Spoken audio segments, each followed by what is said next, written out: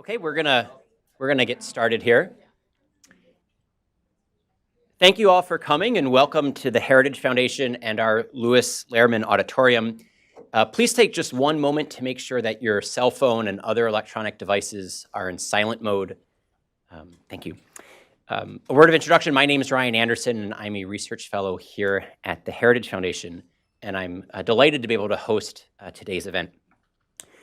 In 2007, Boston Children's Hospital became, as its website brags, quote, the first major program in the United States to focus on transgender children and adolescents. Today, just a little more than a decade later, over 45 pediatric gender clinics have opened their doors to our nation's children. Parents are told that puberty-blocking drugs and cross-sex hormones may be the only way to prevent their children from committing suicide. Never mind that the best studies show that somewhere between 80 and 95% of children who express a discordant gender identity will come to identify with their bodily sex if natural development is not interfered with. Never mind that 41% of adults who identify as transgender attempt suicide at some point in their lives. Never mind that people who have had sex reassignment surgery are 19 times more likely than the average population to die by suicide. These statistics are tragic, and they should stop us in our tracks. They should be more than enough to halt the headlong rush into transitioning and prompt us to find more effective ways to prevent these tragic outcomes. Most of all, we shouldn't be encouraging children to transition or making heroes and role models out of those who have done so.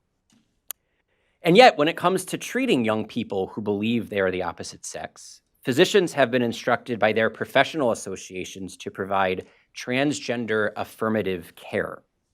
And just earlier this month, a bill was introduced in the House of Representatives that would elevate gender identity to a protected class in our federal civil rights law.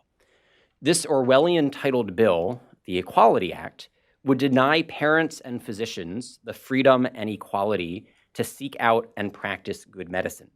It would prevent physicians nationwide from treating gender dysphoria according to their best medical judgments, and even a referral to another doctor could be a violation of the Equality Act. Transition-affirming therapies are virtually untested and inflict lasting harms. And instead of providing parents with medical information and evidence-based studies, parents are frequently pressured into accepting these risky treatments on behalf of their children, frequently blurring the line between informed consent and coercion. And so it's essential that we start a conversation about these risky hormonal treatments and irreversible surgical interventions. And so today we've assembled an expert panel to discuss the medical risks associated with these therapies, the ideology that's driving this scientific experiment, and the need for increased transparency in the medical community. So now allow me to introduce the panelists. I'll introduce them in the order in which they will speak. First, we'll hear from Elaine. Elaine is the mother of a gender dysphoric daughter who recently underwent life-altering medical interventions. Next, we'll hear from Dr. Michael Laidlaw. Michael is an endocrinologist practicing in Rockland, California. He graduated from the University of South Carolina School of Medicine in 2001 and has been practicing medicine for the past 18 years. Third, we'll hear from Dr. Marian Rutigliano. She's an emergency medicine specialist here in Washington, D.C., has been practicing medicine for 31 years. She graduated from New York College of Osteopathic Medicine back in 1988, specializes in emergency medicine and internal medicine. And she currently works evaluating research on the human health effects of toxic chemicals.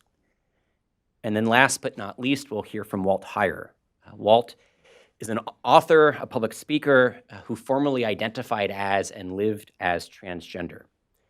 He's the author of several books, and through his website, sexchangeregret.com, he helps individuals who have transitioned, detransition, and reclaim their original identity. One word of caution, today's discussion will be disturbing to many of you. It will be disturbing because what's being done to the bodies of young people today is shocking. There will be some sensitive images shown on the TV monitors, PowerPoint presentations that will show what normal pubertal development looks like, and then what puberty blockers, cross-sex hormones, and surgical interventions do to interfere with normal development. So please just be aware of some of those images. And now please join me in welcoming today's panel.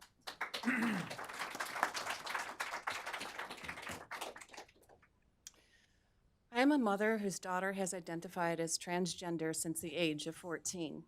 I am here today because I love her and because I care deeply about her and other kids who identify as transgender. These are young people, like my daughter, who are in turmoil and who are not getting the compassionate care that they need and deserve. I am going to explain to you what happens when parents seek out expert advice to help their transgender identifying children explore their feelings and discomfort with their sex. What is affirmative care? The current standard of treatment promoted by medical and psychological associations is called affirmative care.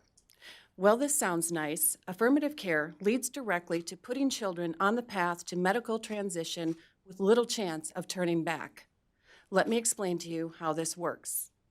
If you take your child to a clinic to seek help, affirmative care means the therapist must follow the child's lead. The professionals must accept a child's gender identity. In fact, this is the law in many states. Under conversion therapy bans, questioning a child's gender identity is now illegal. So if a little boy is 5 years old and believes he is the opposite sex, affirmative care means going along with his beliefs. Parents are encouraged to refer to him as their daughter and let him choose a feminine name. Teachers are told to let him use the girls' bathroom at school. Therapists will reassure parents that social transition is harmless and reversible. Is it really harmless to tell a child who still believes in the tooth fairy that he is the opposite sex? Isn't it quite likely that this child is just confused? If a 10-year-old girl is uncomfortable with her developing body and suddenly insists she is a boy, affirmative care means blocking this girl's puberty with powerful drugs. Doctors will tell parents this is a perfectly safe and reversible way for her to explore her gender. Affirmative care does not help this child get to the cause of her discomfort. Medicating her with these drugs is not safe. In fact, her future fertility, sexual functioning, and bone development may be negatively impacted. Once the teenage years begin, affirmative care means giving young people cross-sex hormones. Girls as young as 12 are prescribed testosterone for lifetime usage, while boys are given estrogen. These are serious hormonal treatments that impact brain development, cardiovascular health, and may increase the risk of cancer. There are no long-term studies to prove this is necessary, safe, or prudent, while there are many known hazards to using these same hormones when medically treating adults. What does affirmative care look like? This is what is called gender-affirming top surgery, also known as a double mastectomy. They are performed on girls as young as 13 years old, otherwise healthy girls who believe they are transgender. This is a picture of a woman's arm after the skin and other tissue was removed to fashion a fake penis.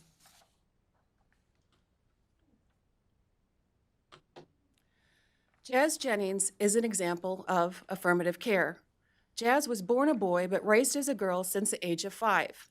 He was treated hormonally since age 11. Last year, at the age of 17, Jazz had surgery to remove his penis and create a simulated vagina out of his stomach lining. After surgery, Jazz's wounds began separating and a blood blister began to form. An emergency surgery was performed. According to Jazz's doctor, as I was getting her on the bed, I heard something go pop. When I looked, the whole thing had split open. This is a picture of Jazz's face in pain from these surgical complications. This is a medical experiment on a child that has been playing out on television for the past 12 years. No one knows what might happen next. There are teenage girls undergoing radical hysterectomies in the name of gender identity. It is not acceptable for doctors to remove healthy limbs from children, so why is it acceptable for doctors to remove healthy reproductive organs from children? I am here today not just because I care about children who identify as transgender, but because I also care about their parents and other family members. Parents are doing everything they can to help their kids lead healthy, happy, and fulfilling lives. Yet when parents seek out experts for help, they receive a one-size-fits-all narrative that has no basis in science, common sense, or compassion. The experts tell parents that it is harmful to question their children's beliefs, that they must support their children's medical transition, which includes a lifetime dependence on hormones, and that if parents do not comply, their children will be at higher risk of suicide. These parents are being lied to, as their children are harmed and their families are torn apart. Why not help children learn to love the bodies in which they were born? Isn't that what the body positivity movement is all about? I traveled across the country today to speak here to make a difference. I hope that my trip was not in vain. Transgender identifying children need our compassion and they need our help. They need responsible adults to gently question their beliefs, not blindly affirm them. They need proper therapy and guidance, not drugs and surgeries. And the medical practices that are abusing them need to be shut down. Please speak out for these children. As I stated in the beginning, I am speaking out because I love my daughter. And it is because of her that I know what I have told you today is true. She has been a victim of gender-affirming medical procedures, and I was powerless to stop doctors from harming her. Someday, I hope she will realize that I am advocating for her health and for her future. She has incredible courage, strength, and tenacity, as do many transgender-identifying youth. We, as parents of these young people, advocate for our children because we love them. Many of us are going through unimaginable grief because we love them. We are standing together and we will never back down because we love them. We parents have formed our own support groups and a new coalition, the Kelsey Coalition, to help spread this message and change the systems that failed our children. Will you please stand with us?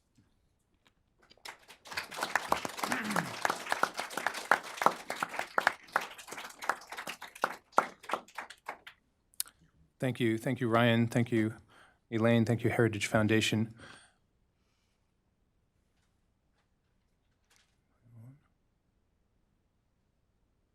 Could we get the PowerPoint back up? Okay, thank you. I'd like to start with some scenarios first. And you've heard one of them already. A 17-year-old boy has the penis of a 9-year-old. How does that happen?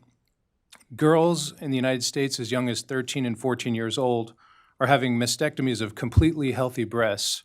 Why is this happening? NIH-funded research is examining the effects of kids as young as age 8 receiving injections for gender transition. Who is allowing this? Step back, talk about some definitions. What is gender dysphoria? It's a mismatch between a person's physical sex and their mind's perception of that sex. Leads to significant distress and clinically impairment of functioning lasting at least 6 months. And this is a real condition, and these kids, of course, deserve all the care and attention and love in the world. But we're concerned about medicalization. Most of these kids, as Ryan said, will actually grow out of this condition either through watching and waiting or help from a therapist or psychologist. There's a newer phenomenon of adolescents, particularly teenage girls and some boys who are suddenly developing this condition. Dr. Lisa Littman did an excellent publication about this. And there seems to be involvement. Many of them have neuropsychiatric conditions or, say, autism, social media and YouTube and things like that. Binge watching YouTube videos of transitioners seem to be playing a role. Contagion seems to be playing a role.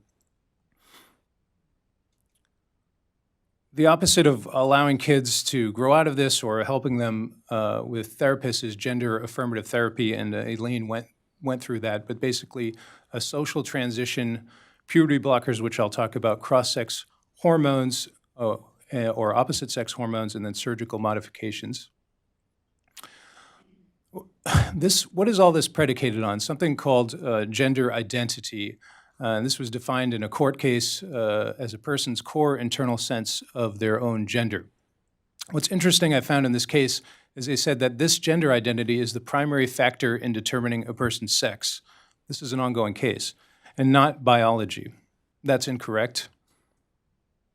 Colleagues and myself wrote a letter to our main endocrine society's journal with concerns about this therapy, but also the diagnosis. Let's think about it for a minute. If your child or someone you knew had cancer, would you want a pathology result? Would you want imaging to prove the cancer before you give harmful chemotherapeutics? How about this? How about for the so-called transgender child, the gender identity? Can you find it in a blood test? Can you do testings of genetics?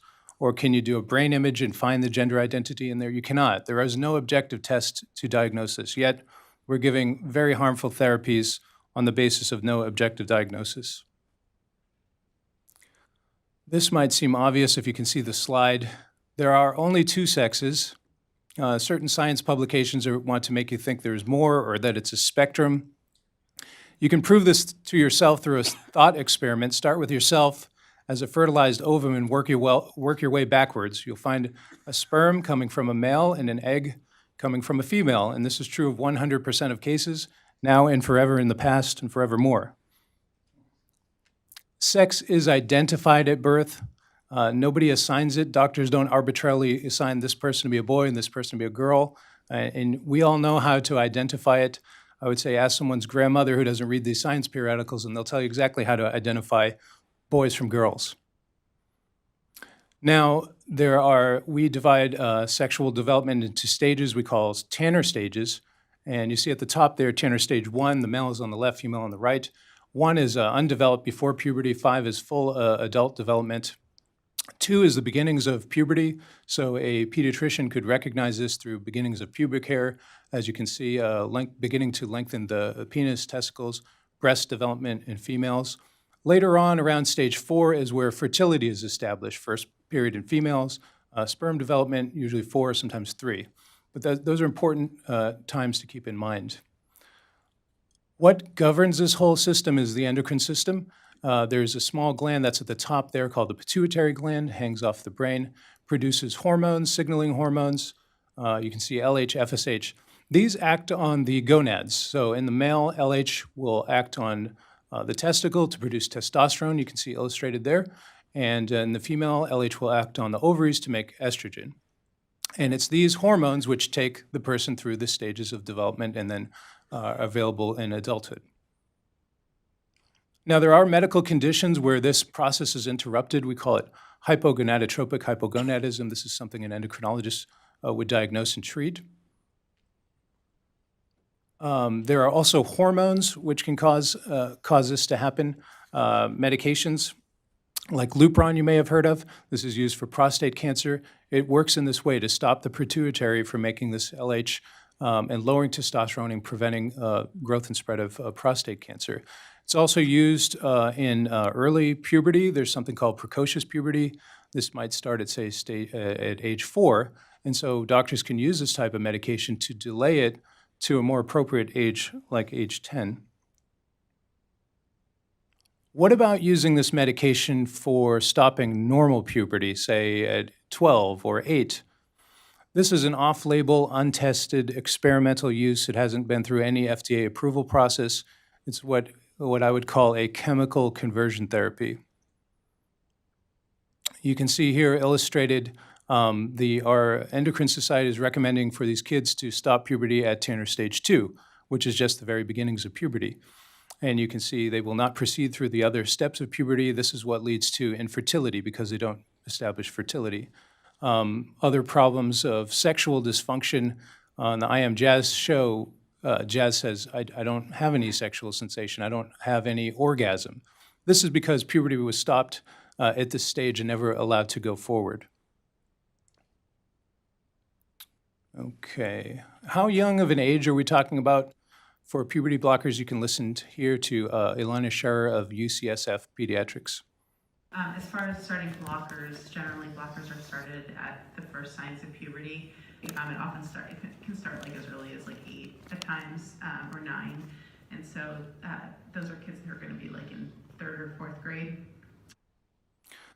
So in case you didn't hear, 8 or 9 years old, 3rd or 4th grade, and think of what you were doing or your kids at age 8, maybe building a snowman, maybe talking to snowmen, maybe thinking you were a cat or a fairy, something like that. Do we really know that the girl thinks he's a boy? Is really that the case? Is this the appropriate time to be starting these medications?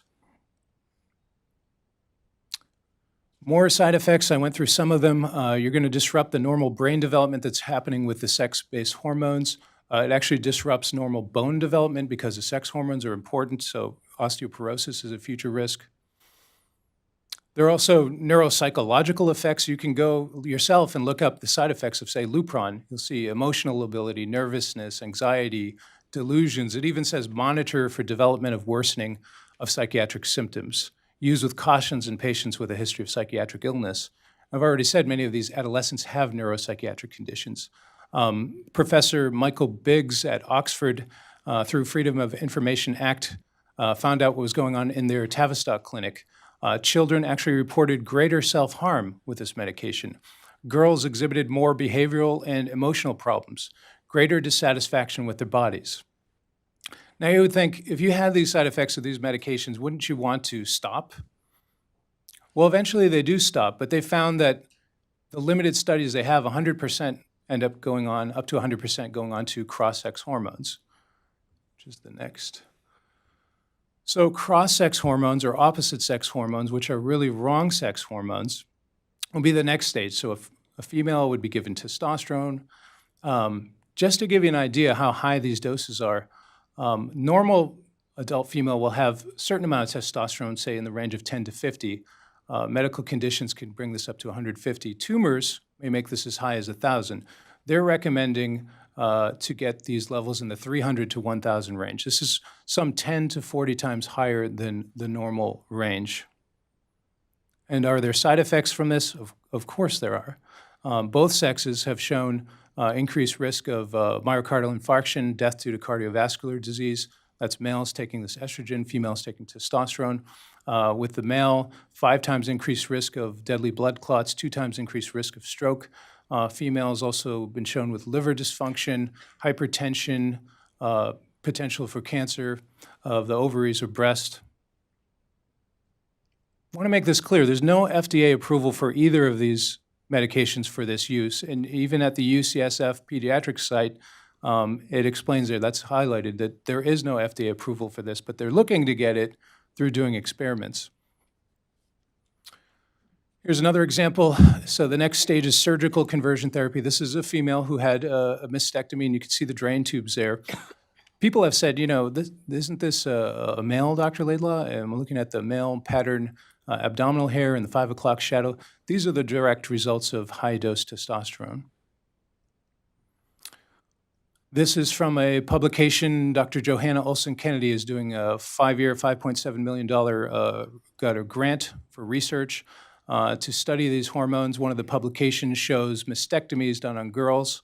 And you can see there is a couple of 13-year-old girls having mastectomies of completely healthy breasts, 14, there's 5, and so forth.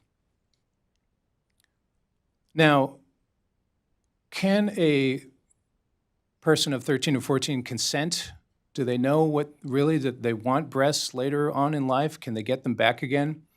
Let's hear what Dr. Olson-Kennedy has to say about that. So what we do know is that adolescents actually have the capacity to make a reasoned, logical decision. And here's the other thing about chest surgery. If you want breasts at a later point in your life, you can go and get them. If you caught that, she said, if you want breasts later in life, you can just go and get them.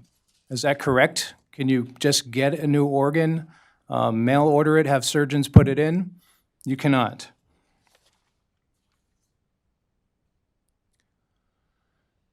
Just another, so for Jazz, and the question, well, why were this complications of surgeries that Elaine talked about? Well, if you stop puberty at Tanner stage 2, as you can see, the penis length is very small, so they can't use the full length of an adult penis to make the pseudovagina. On the right, it just shows a section of colon or large intestine being put into place to make this false vagina. So that's why this is happening as a direct result of puberty blockers.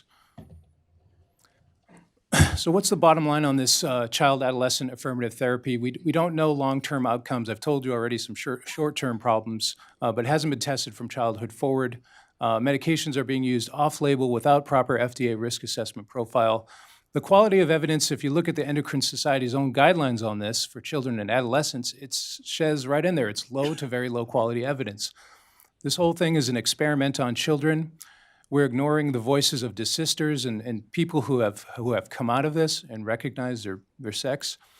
And the NIH is allowing unethical research to be conducted on children and adolescents, in my opinion. And so myself and colleagues used Freedom of Information Act to get more information about this research study, Johanna Olson-Kennedy at Children's Hospital Los Angeles, and found that in 2017, they actually lowered the minimum age for cross-sex, wrong-sex hormones. It was 13. They lowered it down to 8 years old. So imagine giving 8-year-old girls testosterone. They're in 3rd or 4th grade. This is unbelievable, but this is going on, and you can see where I pulled the reference. Now the question is, how young is too young? Before they were giving cross-sex hormones at 16, and then it was 12. Now it's 8. And I look at this as an endocrinologist and say, you know, there is another way to stop puberty if you don't want to use these medications. Just remove the testicles and the ovaries. You could do it at age 4, for example. Remove the gonads. How could a 4-year-old possibly consent to this? And I was accused of the slippery slope when I said that. But we're already down the slope. We're already down the slope. And who's going to stop this? Who will speak up for these children? And all of us need to speak up. Thank you.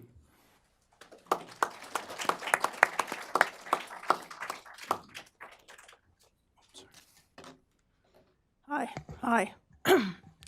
All right.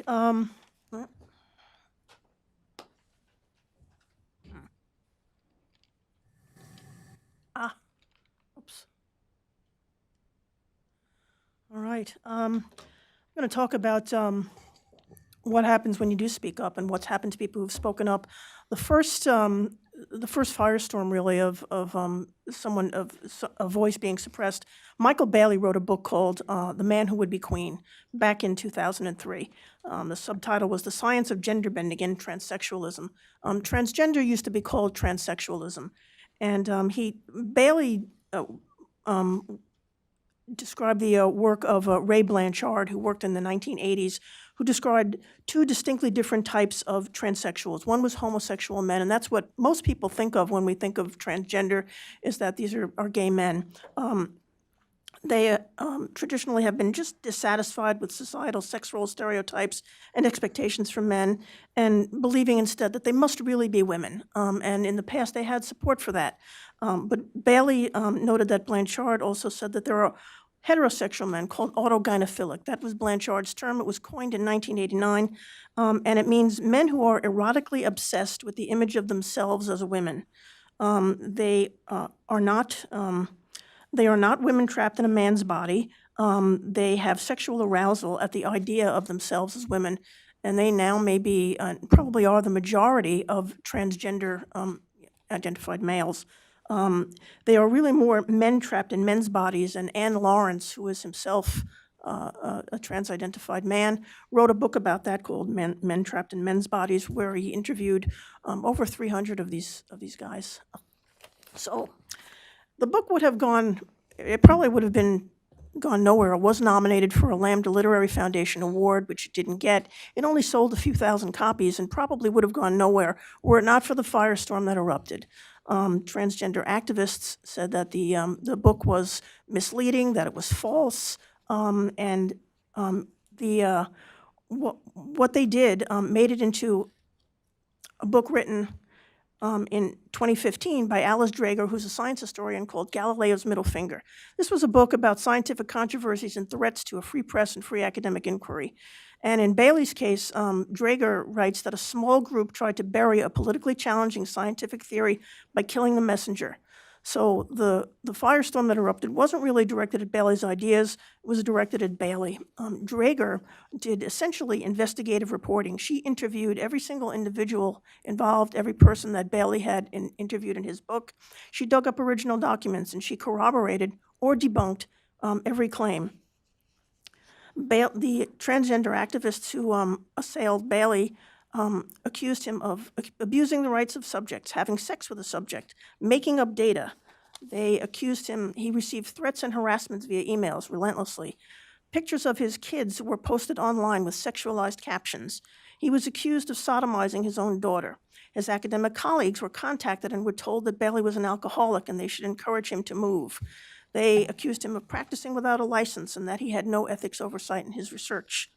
Drager, who did a terrific job, identified an individual who set up really an enormous website hosted by a large state university for the purpose of taking down Bailey. And she said that she figured out that what really had been done, that it wasn't his ideas, that it was essentially set up in an effort to shut him up about autogynephilia, one of the hallmarks of which is denying that you have it. Ultimately, Bailey was pressured into stepping down from his department chairmanship at Northwestern University.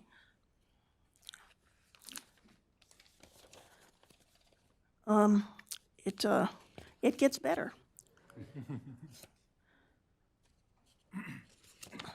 Kenneth Zucker, this isn't his paper, but Kenneth Zucker in 2015 was head and had been head for decades of a clinic in Toronto called the Child, Youth, and Family Gender Identity Clinic, or GIC, which was under the umbrella of the Center for Addiction and Mental Health, or CAM.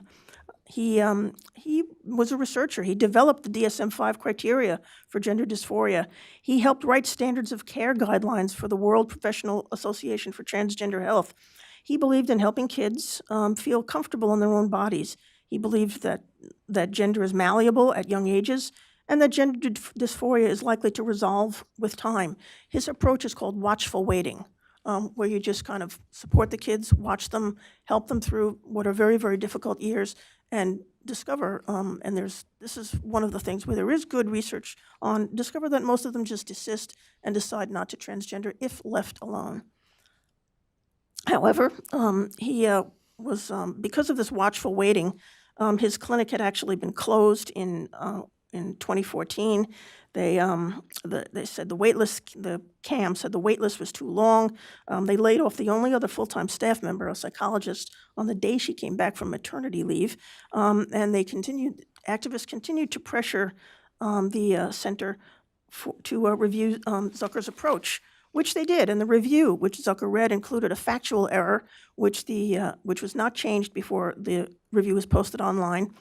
There were interviews of only a few activists and clinicians who said that the clinic practiced conversion therapy. There were photos taken of patients and posted without patient consent.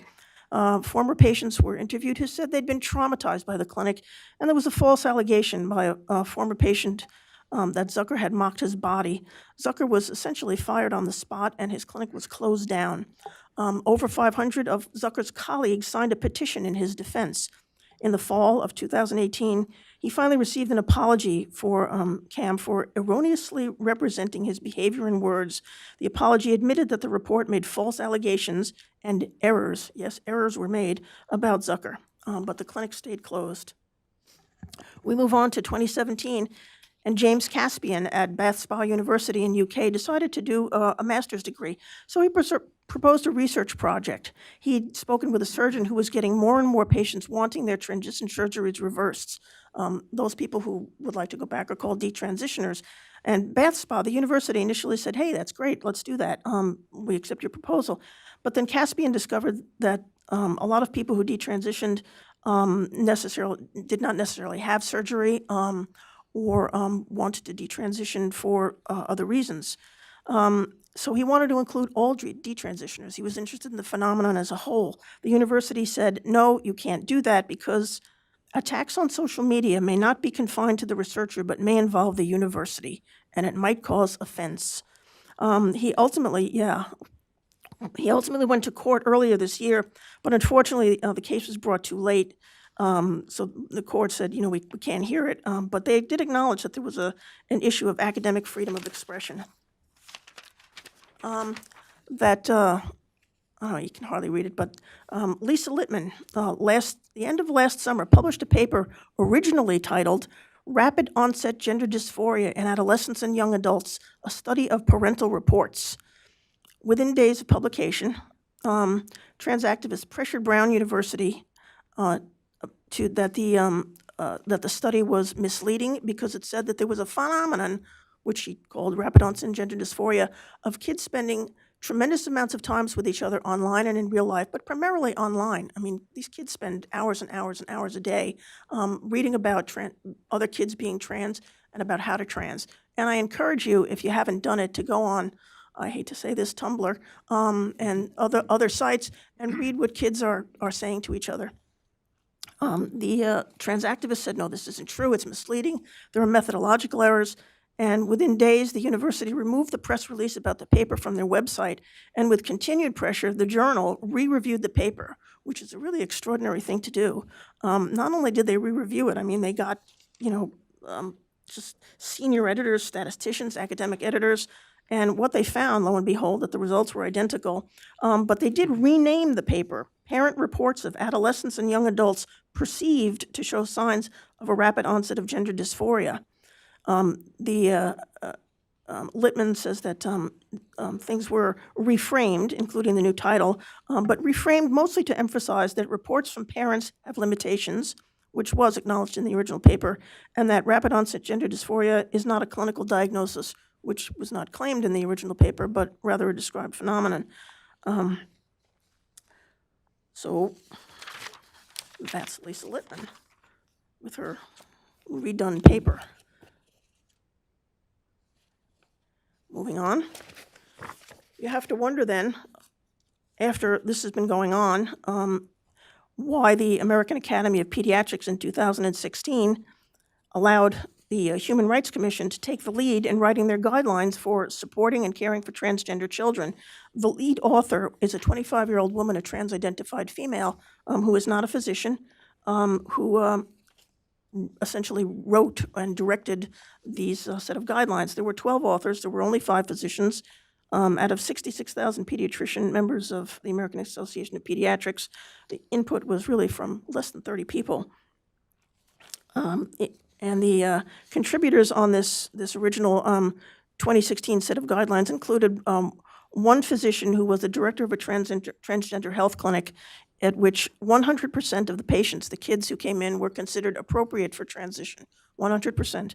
There was another physician who was director of another gender clinic who says that self-identification as homosexual can be a normal first step for trans people. However, it was significantly revised in October of 2018. Now, this was written by physicians, but it was published to provide guidance for parents and clinicians through a gender-affirming approach. Watchful waiting was deemed unsupportive, and it stated that the mental health issues that kids have, because there are a tremendous number of associated comorbidities, aside from autism, other psychiatric disorders, depression, a whole host of things. The revision stated that mental health issues are really from stigma and negative experiences rather than being intrinsic to the child.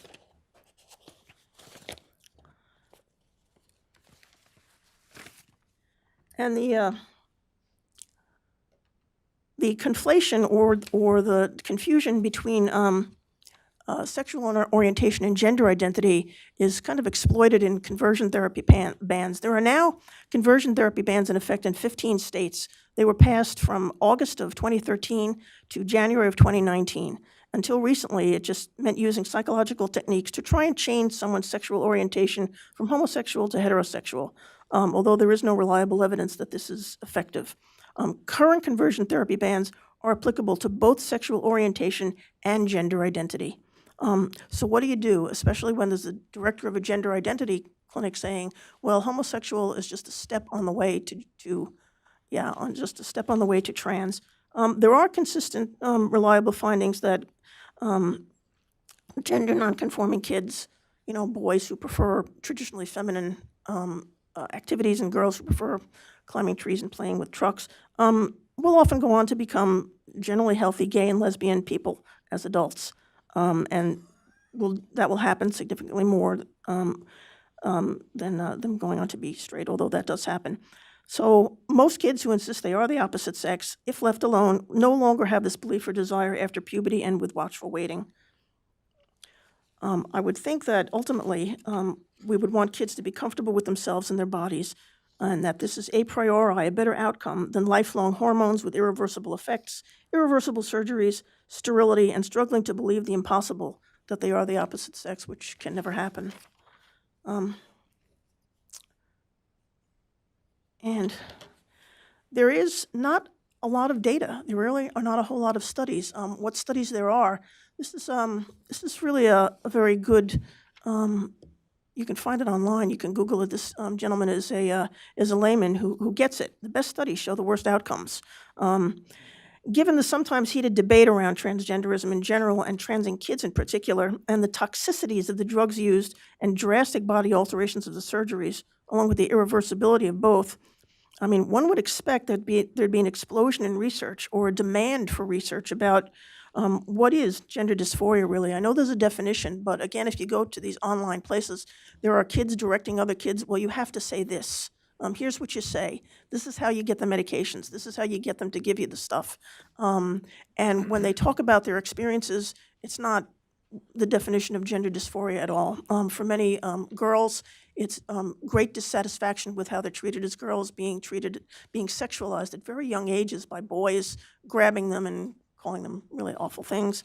For the boys, some may be young future gay men. Some of them may be young autogynephilic males who will grow up to be autogynephilic men since the onset is at puberty. So one would expect an explosion in research about what gender dysphoria really is, about the efficacy of transitioning to relieve gender dysphoria. Does it work? Whether the risks of the medical and surgical interventions outweigh any benefits. What are the long-term treatment effects? There's a concept called burden of treatment that, when you're deciding, do I want to get treated for this, that, or the other, where there's a very low risk that the treatment will work, will I accept the burdens that this treatment lays on me? And you would expect research about the adverse effects, and you would also expect that patients, parents, and physicians would want high-quality, objective research to answer really important questions about what's being treated, if it's effective for the underlying condition, and the risks, and does it work in the long term. Lay people get all that. In studies of here we go. The problem with most studies is that they are on trans kids is that they're cross-sectional. They're just a one-shot study which can tell you about incidents of certain phenomenon, but doesn't tell you about long-term effects, changes, or consequences. There are often controls that are lacking. There are no control subjects. And that if you do have a control subject, you really need control subjects that are the actual same sex as the kid, the trans kid, and also of the sex that the kid thinks he is transing into. There are confounding factors. The major confounding factor in kids, as we saw, is homosexuality, since if most of these kids were left alone, that's what would happen to them. So don't you want to know what percentage of kids would really go on to be same-sex attracted? Is there any difference between why kids want to trans, if they're boys or girls, if they're lesbians, or if they're straight girls, or if they're bisexual, if they're boys who are autogynephilic, if they're boys who are homosexual, or if there are maybe a few boys who will turn out to be neither of those categories? I would want to know about those things. Probably those kids need to be treated differently.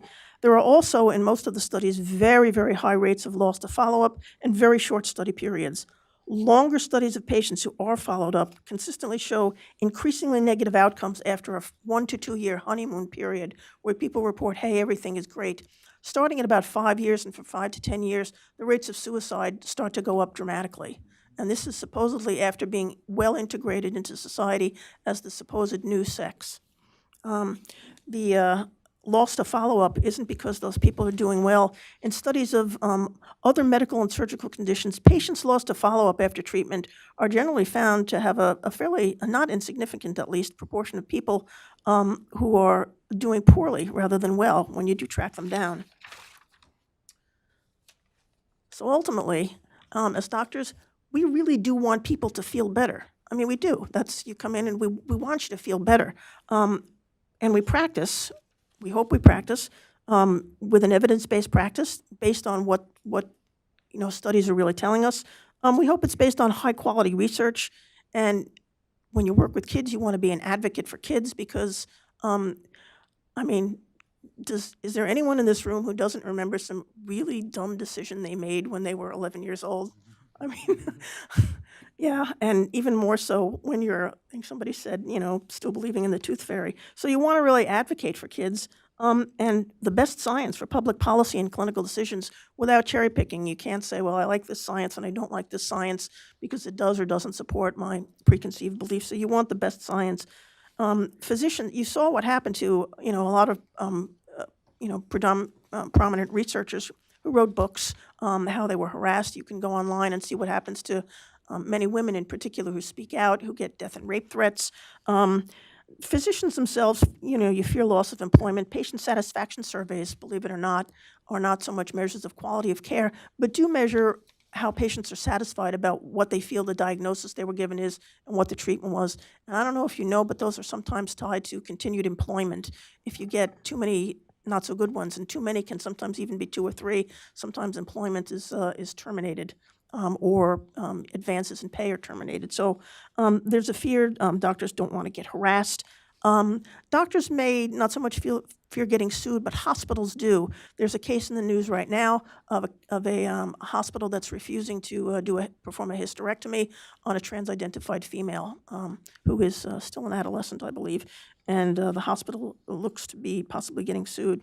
Doctors are also overwhelmed keeping up with a new body of very flawed literature.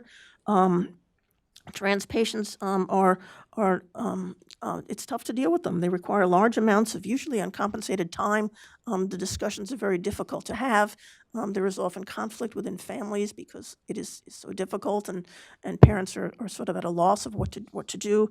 And it is easier in many cases to acquiesce to providing medical and surgical solutions to social and psychological issues.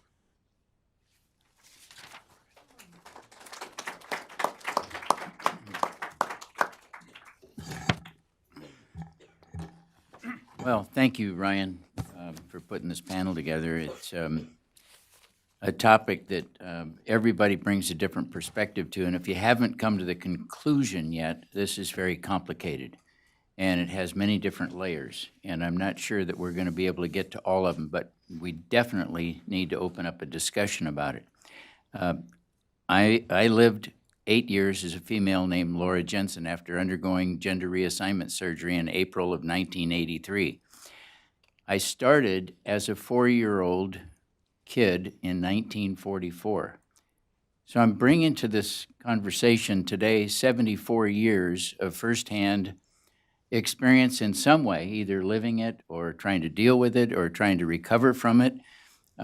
It's important, I think, to understand that everything that we've heard today is damaging to children. And I was damaged by this, and I have some very strong points of view. So I hope that don't take exception to them. They come out of pain. They come out of real life experience. I'm not trying to be hurtful to anybody, but I think that I have a website called sexchangeregret.com, and we get letters from either the parents or the transgenders themselves asking for help after they've lived the life like I did for 5, 6, 15, 18, 20, all the way up to 30 years.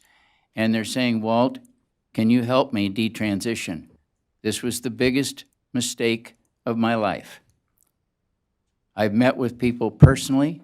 We've had the honor and pleasure of working with people who are now detransitioning. Just recently, a school teacher, a pharmacist, and a good friend, Jamie Shoup. I think it's important for us to realize that there is actually nothing good about affirming a young boy 4 years old like my grandma did me. The moment you affirm a child like my grandma did, putting me in a purple chiffon dress and telling me how cute I was, how wonderful I looked, is at the very same moment that you're affirming that young person, you're telling them there's something wrong with them, that you're not right. That is child abuse. We need to begin calling it what it is. It's not affirming a child. It's causing them to be depressed and anxious about who they are. And then we go on to inject hormone blockers into them and begin altering their body. Can we begin to understand today from these discussions how destructive this is to the psyche? It's no wonder they end up with separation anxiety and bipolar disorder, dissociative disorders, schizophrenia, and many other disorders that they want you to ignore. They want to block any child from having access to psychotherapy.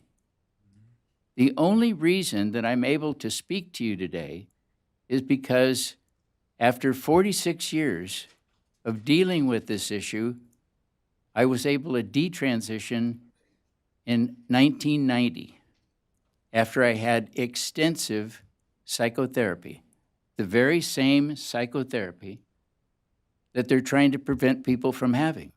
Why? Because they don't want them to detransition. Because somebody like me puts a real bad mark on the idea that it's all good, because it isn't. I've recently written a book, Trans Life Survivors, that has the stories in them. It's painful to get these emails from people whose lives have been totally torn apart. Men like myself, who was married, had 2 children, had a career. I was an executive for American Honda Motor Company. One of those therapists who was an advocate for gender change surgery told me that what happened to you as a child wearing that purple dress, the only way to solve that is to have cross-gender hormones and undergo reassignment surgery. That's the solution. Well, I trusted his expertise because Dr. Walker had actually written the original international standards of care for treatment of gender identity disorder or gender dysphoria. I'm here because he was wrong. I'm here because those standards of care have morphed into what they're using today. They haven't changed much. Yeah, they've gone through revision after revision, but the basic idea is that when somebody comes in, they can self-diagnose their gender dysphoria. We are manufacturing transgender kids. We are manufacturing their depression, their anxiety, and it's turned into a huge industry that people are profiting from after kids' lives are completely torn apart. The most vulnerable people in our society and adults are tearing their lives apart. It's really beyond my understanding why we're even having this discussion, because it shouldn't be happening. I don't believe any doctor who injects a young person with hormone blockers should have a license to do so. I would prefer that they not have that ability. And I hope that people begin to realize this and begin to speak up about it. There is absolutely nothing good about affirming somebody in a cross-gender identity because it destroys their life. We won't see the consequences of what they're doing today until 10 or 15 years later. And there'll be somebody else speaking up like I am, saying, It was horrible what they did to me. They never should have done it. The people are suffering. We're not trying to minimize their suffering. But why do we abuse them with hormone blockers and cut their bodies apart as a way to affect treatment? It's insane, actually. It doesn't make any sense. If we're just to pause and take a sober breath, it's insanity. When will we finally grasp this? Christina Olson, a research psychologist in Washington, at Washington University, and I wrote the article, is published in Public Discourse in 2017, June. She said, "We do not know who the transgender kids are. One way or the other, we don't know who they are." Do you get that? We don't know who they are. Should sink in. They cannot actually identify who trans kids are except by them saying so. There is no test. There's no proof. A parent can actually cause a kid to be gender dysphoric by affirming them. The APA, which an article is going to come out in the Daily Signal in the next couple of days that I just finished last night, the APA in their handbook in 2014 says kids are not born transgender. And yet, we're treating them with medical treatment as if they were, and trying to alter them. They're not born that way. I want to say it again. We're manufacturing transgender kids. None of us should be a party to altering a kid's mind, his psyche, and sending him down the path where they're going to sit up here and say how their life was torn apart. And I'm the fortunate one. I got sober. I'm 33 years sober. I drank heavily and used cocaine as a way to try to mask the pain from having undergone the surgery, as a way to cope with what Grandma did in a purple dress that confused me. That when I was a little boy at 4, 5, and 6 years old, I began to want to be affirmed. I began to enjoy being affirmed. I became addicted to the affirmation and the attention. I mean, if a kid wants to steal all of the attention out of the room, all they have to do is say, "I am a transgender." They can suck the life out of a room in a heartbeat. And the focus is right on them. And they can get anything they want, can't they? Nobody calls them out. Nobody says, how'd you come to this conclusion? Well, we know how they came to the conclusion. Schools are giving them books. They're indoctrinating them. Parents are encouraging them. Online, they're in chat rooms suggesting groups of kids become transgender. It's a fad. Yes, there are people who are autogynephilia,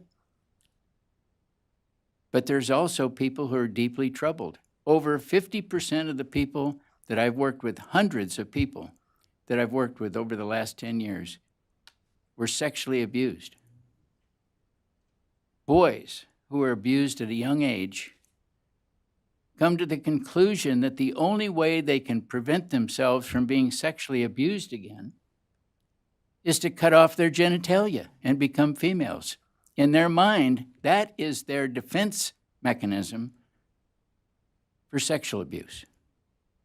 Girls who are sexually abused want to be men as a way to fend off any intruder or sexual abuser because they will no longer be attractive for sexual abuse. Whether it's men or women, vast majority of them were abused as children. Many of them I sit with and talk with privately are in their 30s, 40s, and 50s before they're ever able for the first time to disclose they were sexually abused. It's too painful. I was sexually abused at 9 years old, multiple times, by my uncle. When I told my parents I was sexually abused, they said, "Oh, Uncle Fred wouldn't do that." Wrong. They said I was a liar. So now I had worn a purple dress as a 4-year-old. I'd been sexually abused, and now I'm a liar. You know, it's not a real good way to start off life, and you're not only 9 years old yet. We've got to start helping the young people.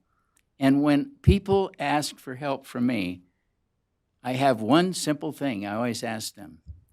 Tell me what caused you to not want to be who you are. 100% of the time, they can tell me. They can tell me. I'm feeling the pain right now of them sharing with me some of these stories because even I weep. They're ugly. They're horrible. They're so deep, nobody wants to talk about it. But we better start talking about it. We're ruining an entire generation of young people. And it's serious business. I'm not pulling any punches anymore. And you shouldn't either. Thank you.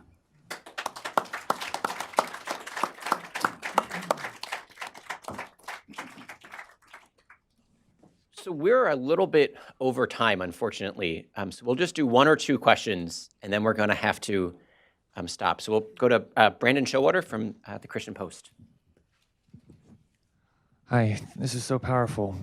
Question is, when I consider the fact that we've got these, this is for Doctors Laidlaw and Rutiliano, these NIH grants and all the stuff to study these blockers, how is this being allowed within sort of the internal bowels of federal agencies that these studies get approved, and the whole dropping the age from 13 to 8? Like, how does that even happen? And do you all also know about, is the U.S. military, I'm just reading a report today saying like there's treating civilians with this transgender medicine through a U.S. military agency. And do you know anything about that? Is that also an avenue through which this whole transgender medicalization is now occurring? I don't know about the second, but on the first, for the NIH question, that's what we're looking into. I don't know how the oversight works. I have no idea how this got past any committees.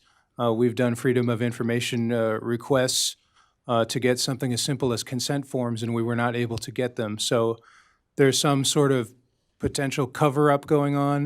There are Congress people who are looking potentially to investigate this.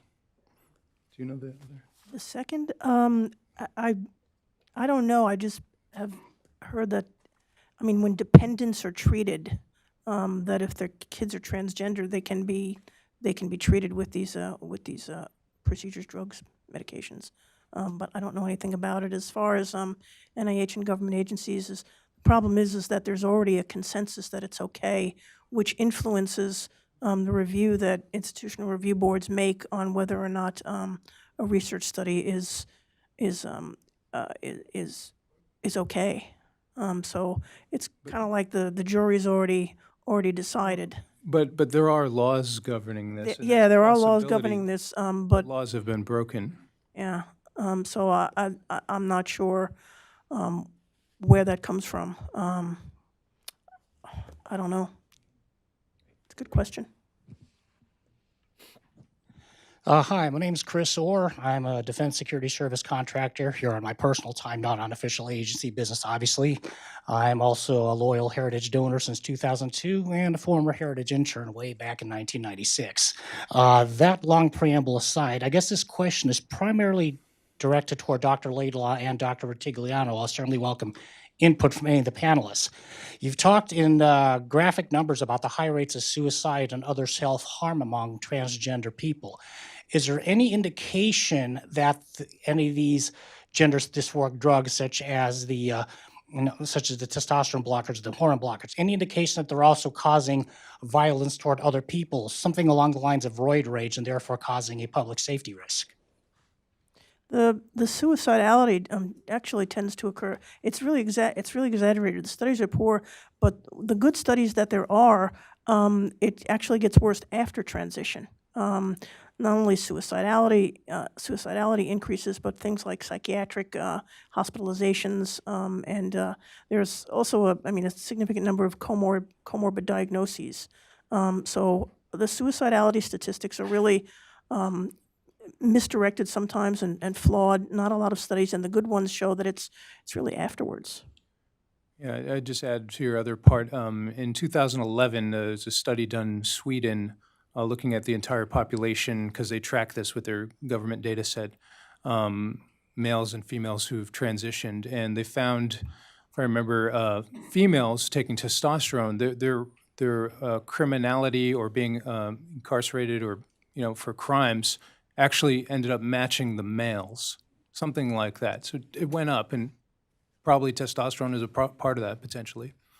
Didn't change from males though. Men retained this. Men who supposedly transitioned to, well, I can't really, but transitioned to women maintained the same level of criminality as other men who had not transitioned. Yeah, there's a study that came out in 2006, UK Guardian. It was a huge research study program out of Birmingham University that said the title of the conclusion was sex change surgeries are not effective. And in the second or third paragraph of that report, it says people are traumatized to the point of suicide after undergoing reassignment surgery. The idea that changing genders is suicide prevention is absolute nonsense. So I don't know anyone who has spoken out on this issue telling the truth that hasn't paid a personal price for it. And that's true for all four of our panelists today. These are amazingly courageous people to be joining us today, sharing with us their knowledge, speaking out publicly. So please join me in thanking them.